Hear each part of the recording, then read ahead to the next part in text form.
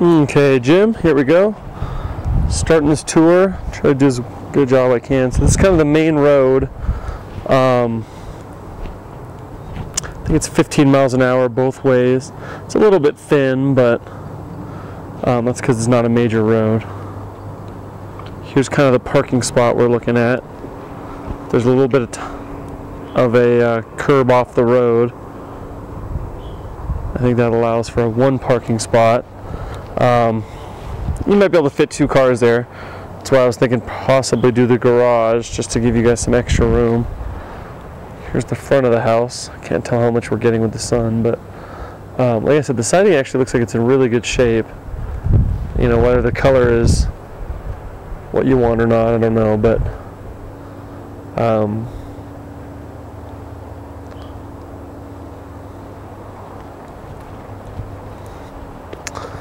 stone wall seems stable. Maybe a little bit of grout issues, but this has a possibility to be a really big, kind of nice deck here, out here. Patio area and everything. This is a trail that kind of leads up to the backyard. So there's trails that lead up to the backyard on both sides of the house, to the backyard and to the upper patio. Now, kind of over here, this is your neighbor directly across the street that you're actually above, so you have a lot of privacy from them, but just kind of give you an idea of how nice the houses are around here. You know, this is that looks like a $300,000 cabin right there. You know, really tall trees, obviously. Mountains, of course.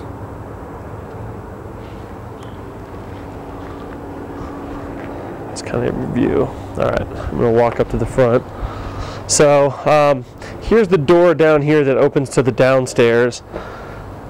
Now, I think the way they had it set up is basically if you want to finish the downstairs and maybe have it as like a separate kind of rental unit from the upstairs. Like I said, I mean, if it was me, probably what I would do is have this little cubby, this door and window, maybe put in just a 1-car garage right there, and then you can still have the rest of the downstairs as just living space. But okay, I'll walk up the stairs here to the front door. Here's the other path that leads to the backyard. So right up there is the patio with the hot tub and all that stuff. It's really not too many stairs, maybe 15 at the most.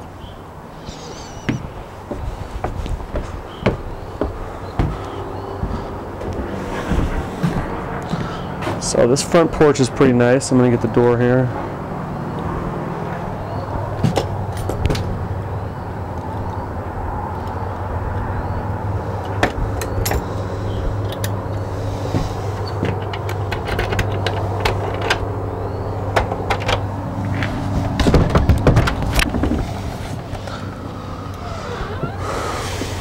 So when you walk into the front door, immediately you're kind of greeted to this large living room, dining room area.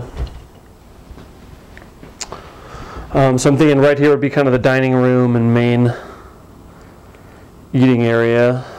Put a table there, and then here you have the living room where you'd have, you know, TV, whatever. Fireplace is obviously extremely dirty, needs to be cleaned, maybe retouched up or whatever, but it's actually nice. Otherwise, obviously the carpet and the paneling is shot, but you know, best case scenario is all we need to do is rip out all the drywall and replace it with new drywall and paint and flooring. That's no worries. The ceiling has these really great beams that I'm guessing you'd want to salvage. I mean, I think they're kind of a nice feature for a house like this. Whether they'd want to salvage this fan or not, I'm not sure. But right off this main space here is the kitchen.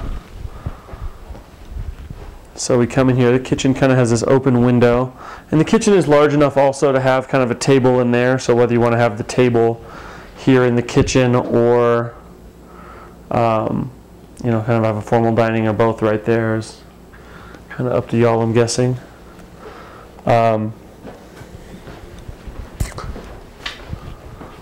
So as you can see, the appliances are pretty shot. I would just count these as like demo and get rid of them because it's pretty gross. I don't think there's any saving them.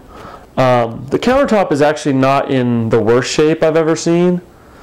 It may be able to be resurfaced. I have a buddy that does resurfacing of countertops, so it may be able to be, the countertops may be able to just be resurfaced instead of having to replace them completely. But I mean, again, countertops are pretty cheap if that's all we're looking at. So again, those beams in the kitchen.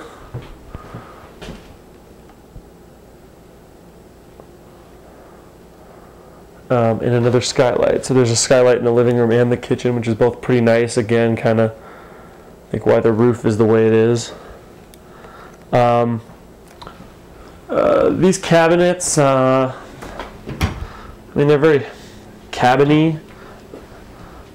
They're not the worst. I mean, you could probably salvage them with some new hardware and some new hinges. What I would probably do is just while you're in there redoing the countertop and backsplash and everything, I'd probably just go ahead and get new cabinets. I mean, you can get prefab cabinets for pretty reasonable and still kind of keep the essence of the cabin while having kind of the luxuries of new cabinets and stuff like that.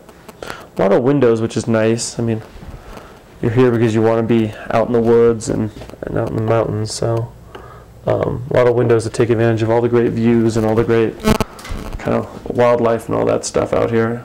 See if I can get in. I'm not sure how well you can see this, but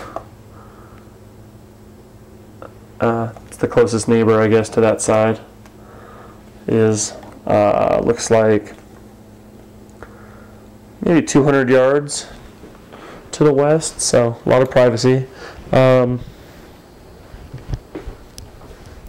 Flooring, paneling. Sorry, I'm all over the place here for you. Flooring and paneling in the kitchen are